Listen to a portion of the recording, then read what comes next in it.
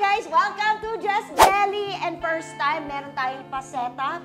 Hindi nasa bahay ko, hindi tayo sa loob ng kotse, kundi nasa isang studio. Bakit? Kasi may guest tayo, ang aking inaanak, si Maha! Welcome to Just Jelly, Maha. First time. Ano tawag ko sa kanila? Ewan ko. Hi mga Jelly! Mga sis, mga... Sis! I got the sense. Hi mga sis, mga ka-Jelly. Hi Jelly sis! Kasama natin si Maha. Alam mo, first time kong magkaroon ng sit-down interview with anybody. It's usually very informal. Kaya pa-andar tayo today. Yes! Mag-uusap tayo today. Nang madami. Nang madami. Uh-huh. Ubunot ka ng isang tanong lang dyan, isang tanong, tapos pahabain natin. Yun lang. All it takes is one question and we can do one whole episode. O, sige ha. Are you ready? I'm ready. Okay, go. Totoo ba? Oo, bunutin mo. Bubunot ako. Okay. Okay. Malinaw naman po yun, di ba? How do you balance your professional and personal relationships? Binabalance pa ba yun ngayon? As a Libra, balance the balance. As a Libra? Yes, kasi ang Libra balance. Eto, aaminin ko, yung pagdating ni Rambo sa buhay ko, parang perfect timing ang lahat. Kasi kung dati siguro kaya hindi nag-work yung relationship namin. Because super workaholic ako. Like, hindi ko talaga nababalance. Pag work talaga. Pero pag kunwari medyo, aminin naman natin, minsan nababurn out ka or parang pagod na pagod ka sa... So, umaalis ka nang minsan gusto mo ikaw lang. Yung mga ganyan. May mga ganyang moments Kailangan ako. may ganyan eh. Yes. Pambalanse yun eh. And then, dumating sa point na parang may mga realizations ako sa life na parang ba't di nag-work yung mga relationships ko, bakit ganyan. Ang dami kong tanong. So, umalis ako mag-isa, in-assess ko lahat-lahat. Saan punta? Diyan lang, sa Maldives. Nakakainis yun. Para ma-find mo yung sarili mo, kailangan tayo magpunta sa Maldives.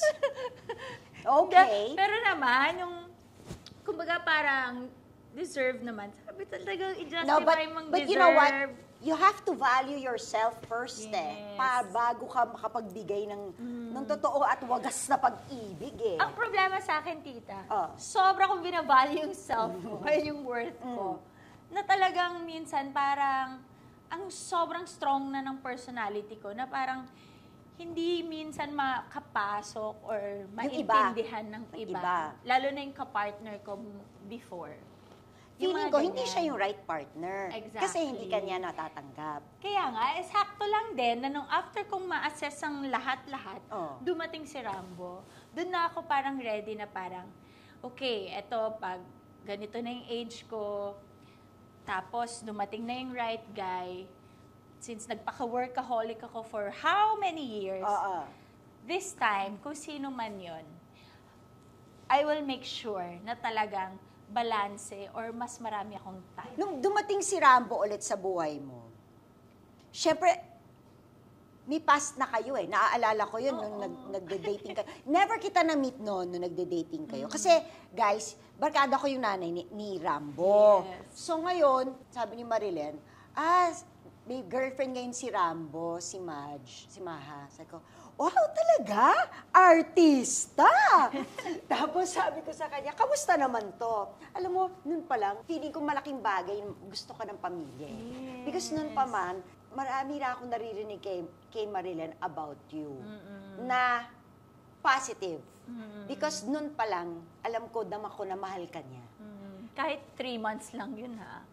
Pero mahal sobrang ka niya. genuine. Kaya kasi after a while, even nung break na kayo, nangihinayang siya. Pero sabi niya, I guess it's just not the right time.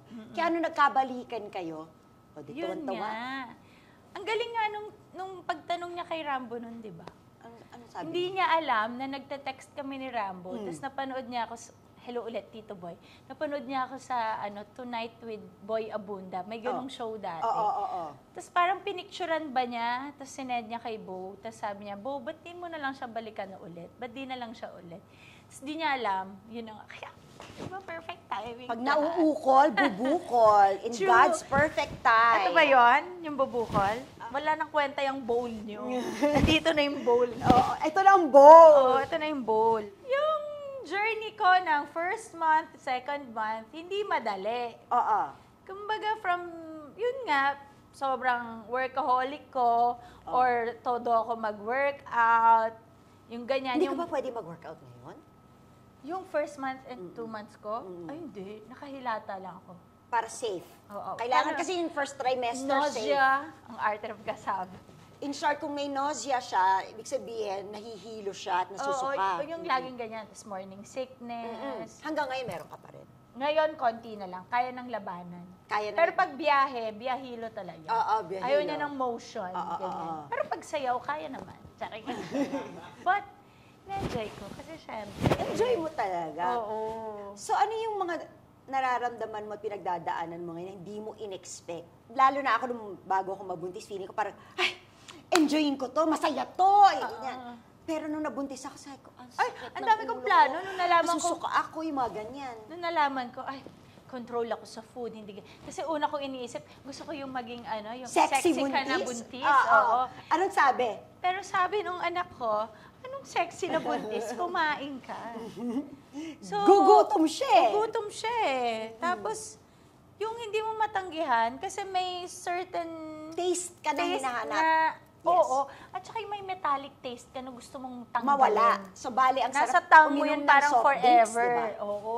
Yung soft Something na, drinks, kung di maalat, maasim. Or yung, carbonated drink, mga, Oo, soda soda. water, mga ganyan. Soda water ka pa. Ako noon talaga, sarap na sarap sa Ako, Coke. pinipigilan ko. Eto, lahat ng favorites ko, ayoko.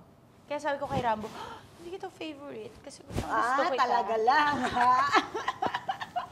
O, diba? So, yung mga food, ang hirap tanggihan. At saka ngayon, parang kapag hindi ka nakakakain sa oras, ang itang ulo mo. At saka yung totoo, yung parang kaaway mo, ganun ka rin ba? Kasi ako ganun ako noon. Mainit ulo ko kapag, hindi pa umuwi si Rambo. Oh, well, yes.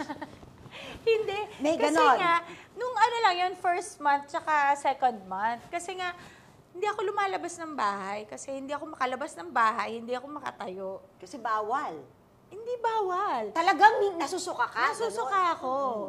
Tapos, Kasi di ka pag may nagluluto ba, tapos nagigisa, kasi ayaw yung mo? feel na feel ko na agad, tatayo ako. Yung feel na feel ko agad na buntis, yung buntis ako. Okay, Nahihilo magto 2 ako. months na. Hindi. Tapos yung pag nakatayo ka, yung hindi mo naman kailangan lumiyad kasi hindi naman malaki yung Tiyan hindi mo? naman malaki yung tiyan mo. Pero todo liyad ka. Tapos himas. Parang girl, 2 months pa lang yung feel mo na. At least inaangkin mo na gano'n ang acting mo. Oo. Pero, Pero ayan. pwede ka so lang sa- acting ng gano'n ngayon kasi may something na ako nakikita. Yeah, meron na siya. Malaki siya, big baby siya. Every check-up namin, parang kunwari 11 weeks lang dapat ako noon, 12 weeks and 2 days na siya. Malaki. Ganyan. Baby. Kaya nakakatakot kasi si Rambo nung pinanganak siya, Anong weight? 9.6. Ikaw. Hindi ko alam. Ma, pakisagot. What they say is, I don't know if it's still true, if it holds true, but at the time I was pregnant before, ang alam ko, baby weight ng mother ang mas nasusunod more than sa tatay. Kasi si Ariel, he was born like 10 pounds. Pero yung mga anak ko, 6.8, hindi pa 6.6 pounds lang nung pinanganak. So, huwag kang mag-alala. Nagbabasa ka ba? Kasi lahat ng buntis nagbabasa ng what to expect when you're expecting. May ganun akong book. But, Kapag may gusto akong sagot agad, Google is right okay, there. nakakainis kayong lahat, mga buntis ngayon. Kasi nung Google nagbuntis is my ako, friend. that was my best friend. But now, you have all that information. Yes. And halos lahat ng friends ko, may anak na. So, So, sila marami yung... ka na pagtatanong. Oo. Meron na ba kayong baby names? Nung nalaman ko siya, nung nag-PT ako, pregnancy test, super faint line siya. Bakit ka nag-PT? To begin with. Kakakasal nyo lang nung Oo. July. Ang weird kasi, kakatas lang ng period ko. Yung mga 2 weeks ago. Okay. And then, best in dance class ako. Tapos, ang bigat ng breast ko. Ang bigat. Which is unusual for Oo, you. Sobrang bigat. Na parang, ano ba yan? Kakatapos ko lang. Tapos, ba't ganun? Tapos, TMI. tapos pag maliligo, parang, titignan ko yung sarili ko sa salamin. There's something wrong with it's big. Parang busog na busog si Oo, ate. Dati, lang siya, puto lang siya eh. Oo. Ngayon, na Mamon. siya? Mamon. Oh, with feeling. 2 weeks ago din nun, Sabi ko, 2 weeks na? Pa 3 weeks na? Bakit gine-jet lag pa din ako? Yun yung pagod ako. Yun na yun. Pagod ako, tapos Antok jet na antok lag, ka. antok. Mm-mm. Tapos gutom. Isang beses, nagnap ako, si Duke, yung fur baby namin. Parang nasa akin, nasa bed. Tapos, nanaginip ako na, kung ano ko na, ganyan yung position ko matulog. Kung ano yung panaginip ko? Yung panaginip ko, may baby akong hawak. Tapos, nagising ako kasi umiiyak yung Duke. Bakit siya Yung umiiyak? fur baby, kasi nakahiga siya sa tiyan ko. Never siya umiiyak. Kasi nga dikit yun sa akin eh. So parang, kung ano siguro na panaginipan ko, na panaginipan niya. By So this sabi ko, time. mag-check niya ako. So deliver Excited. ako. Excited. Nung nag-test ako, may super faint line. Yung talagang kailangan mong ganunin. So, hindi ka pa sure kasi Oo, parang may... sabi ko, ba't kasi ako gabi mag-test? Dapat sa umaga. So umaga, yun din, nagigising talaga din ako ng umaga. Or patulog pala ako ng umaga. So nag-test ako. Medyo Mas mas clear ng konti, pero hindi dark. So sinend ko kay doktora. Tapos tuloy pa rin ako sa dance class ko.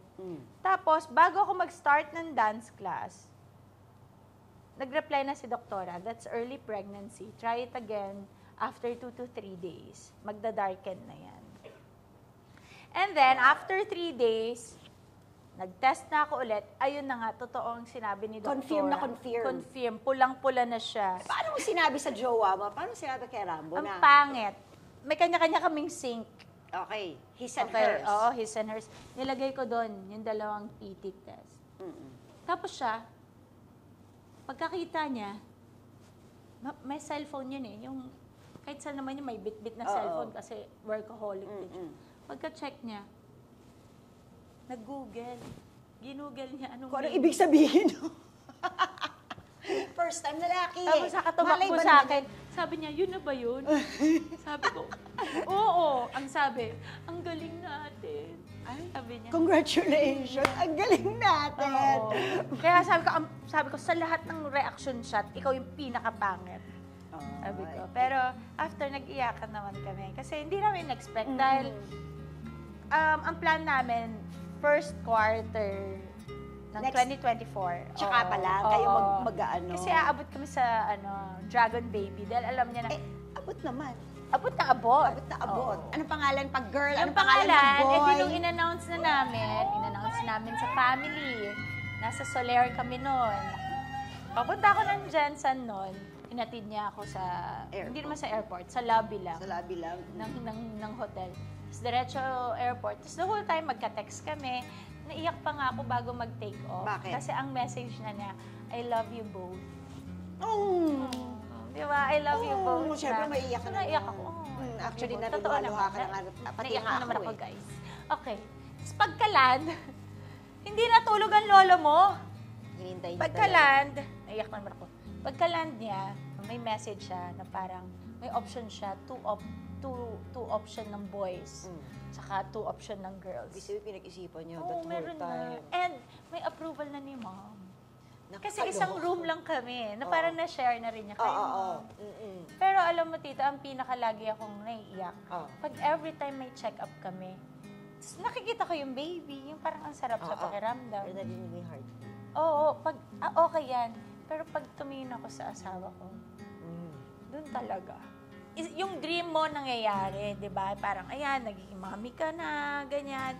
Tapos, yung husband mo, yung parang, alam mo, isa din yun sa dream niya. Yes. Na parang, grabe siya mag-work, ganyan, ganyan. Tapos, makikita mo, pagkapan mo sa kanya, yung ngiti na yung sobrang ngiti na parang, alam mo yon magkaka-baby na kaming dalawa. Na parang, mahirap. We are so blessed. We are so blessed. Like, ang lakas namin kay Lord, yung ganon. Yung parang, siguro, ang daming naming mga Diyos ko, nagkakaiba. prayer warriors. Di ba? Andyan ka, the friends of mom, yung mama ko. They know na yung story, yung naging journey lang siguro namin ni Rambo. And now, nandito na kami sa, eto na, we're having our own baby. Imagine that. Feeling ko iba yung dating nito magiging ama siya ngayon. Siguro, naikwento ba niya ever na ninenervyo siya or... Ano, hindi, may pag-uusap kami before, bago pa kami ikasal, na parang, anong feeling mo na parang kakasal tayo? And pares kami ng sagot. Anong sabi mo? Nakakatakot kung ano, pero we have each other. Tsaka si Bo, maarte kasi ako, yung parang, laging parang gusto ko na mag-give up minsan. Kasi hindi ko... may mga arte kang ganon. May mga ganon. Siya yung laging nagpapaano sa akin na, love, eto ang reality. Eto, wala ka sa movie, wala ka sa cut na, serye. cut na. Oo, walang ganyan. Eto, and parang sinisigurado ko sa'yo na hindi ka talaga mag-iisa. Yung ako as your partner mo talaga. Parang ganyan. I Ang think that's ganda why lang. it works. Because you actually, parang kung ano yung kakulangan ng isa, napupuno ng isa. Oo. Tapos, naniniwala ako na bawat tao parang may person for them. So, you are his person and he is your person. 100%. Something to be very, very grateful for. Anong mga naiisip mo at this point in time? Anong mga gagawin mo? Anong mga plano mo? Siyempre, pag nandyan na si baby, magpapaka full-time muna tayo. So, ang plano mo, magpapahinga muna ng very, very light. Very, very Kasi feeling ko light. parang hindi mo rin kaya magpahinga ng matagal. Alam mo yan, ngayon nga, todo accept pa ako ng work. Tama. Hanggang kaya, go. Nagtatanong naman kami kay doktora and Ano, inaalaw pwede? naman niya. Oo, Pwede kasi naman. ang kapit ni baby, super strong. Para siyang tatay niya. At ako rin. Huwag lang puro tatay. Maganda yung lining ko, mataas yung position niya. Ang So, ang galing. una kong tanong, Doc, pwede ba ako magsayaw? Ano sabi sabi? niya, sanay naman yung katawan mo. So, you can. Oo, you can. Huwag ka lang tatumbling. Kailan ka ba due? So, dapat June, but since big baby siya, Baka namumove ng May. Uy, baka birthday kami, May 25. Naku, baka malapit. Malapit dun yun. sa ano, Hindi malayo sinabi. mangyari. Anong promise mo sa baby mo? Parang hindi pa ako ready dyan. Ang promise ko. Ano bang promise ko sa'yo, anak? Walang perfect, but sa experience ko sa life, I think, ang pinaka number one sasabihin ko is, Mommy will always protect you. Whatever. Kahit ano pa yan, I will protect you. Mapapanood niyo to 10-20 years from now. At yun na nga ba, dito nagtatapos ang pag-uusap natin. Sana po, nag-enjoy kayo or kung hindi man, sorry. Sana po panay din ang pagpunas niyo ng luha. Guys, I hope you enjoyed. First time yung mahas sa channel ko and tandaan ninyo, pag may gusto pa kayo, sabihin nyo lang, gagawin namin. O siya, bye-bye na. Bye!